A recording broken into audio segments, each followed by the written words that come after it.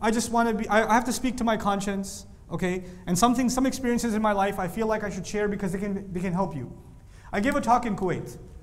I finished my talk, big security thing, you can't talk to people, they don't let you talk to people. So I snuck around the other side of the masjid and talked to people on the street. Right? And this lady came up to me and said, Akhi, you need to tell people, she had a book, you need to tell people that they have to learn the correct aqidah.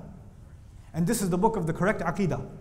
And you need to teach this book so people have the right uluhiyah and rububiyyah and asma' sifat, because people do a lot of shirk because they don't have the right what? Aqidah. I was like, thank you. What book is this? Is this Quran? Is this surah? No. This is a book of this chapters and these deviations that people have, and what people consider shirk and this and that and the other, and it protects people from making these kinds of mistakes. I was like, well, this is really complicated. I'm trying to study Islam. I'm scared right now. I feel like I might be a mushrik. She's like, Akhi, this is really important. You don't know this stuff? I was like, no, I don't know it. Don't you want to know it? I said, no, I don't want to know it either. But don't you want to have the right aqidah? I was like, yeah, I do. So maybe I should find out where Allah talks about aqidah in the Quran. Let me find the ayah of aqidah. There isn't one. Because the word aqidah doesn't exist in the Quran. That word was that important, it would be where? So I have this really deviant idea, I'll tell you. It's a really crazy idea. I think the things Allah talks about are more important. I know that sounds blasphemous. And then I also think something else. I think prophets were the best teachers. I don't know if that sounds crazy. I know, it's really messed up. I think nobody taught Iman, not Aqidah, because Aqidah is not used in the Quran. What's used in the Quran? Nobody taught Iman better than Ibrahim alayhi salam, and Musa alayhi salam, and Isa alayhi salam. I think they're better than any scholar at teaching Iman. And I think before people learn something from a scholar, they should learn something from who? Prophets. My nation, follow the prophets, the ones who've been sent. And when I study Ibrahim alayhi salam, he just says the sun can't be God, the moon can't be God, the star can't be God. I turn my face towards the one who made everything. That doesn't seem so complicated.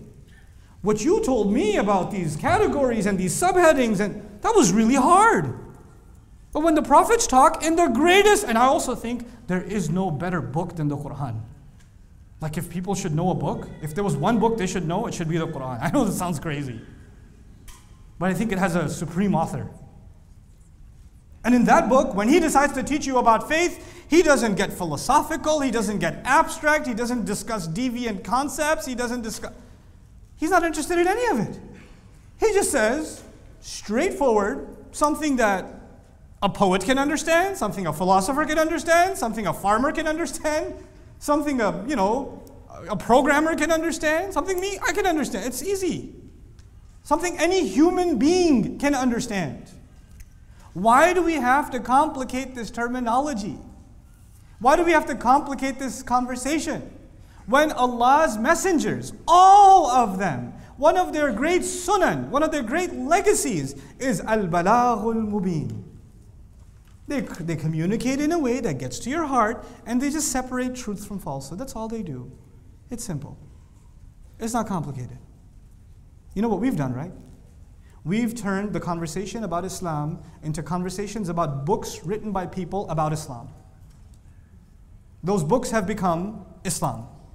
And the only book that doesn't get its attention anymore is what? It's Quran. That's kind of a tragedy. I'm not saying those books aren't important, but there's a difference between primary and secondary, you understand? And then we've done a real, the shaitan's done this one. He's so good at this. I'm impressed, shaitan. You know what he's done? Those books you should read. Allah's book is for the scholars. Read the books of the scholars, but don't read the book of Allah, because that is for the scholars. Because when it says Hudal lin-nas, what it really means is Hudal lil-ulama. Because it's complicated. Quran is very complicated. You can't understand. Yaar, ayyuhal insan, Allah de bande. Quran is complicated. Quran is complicated. Jinns hear Quran and become Muslim. But passing by, They hear Quran and they become Muslim. And then they speak because they were so inspired. And Allah puts that in the Quran. And to you, Quran is complicated. Where did they get their degree before they speak about Quran? Where did they graduate from, these jinn? They can comment on the Quran, astaghfirullah al-azim. What kind of shaitan? He's a jinn, not a shaitan. You know? And then we're reading their speeches. We love distancing people from the word.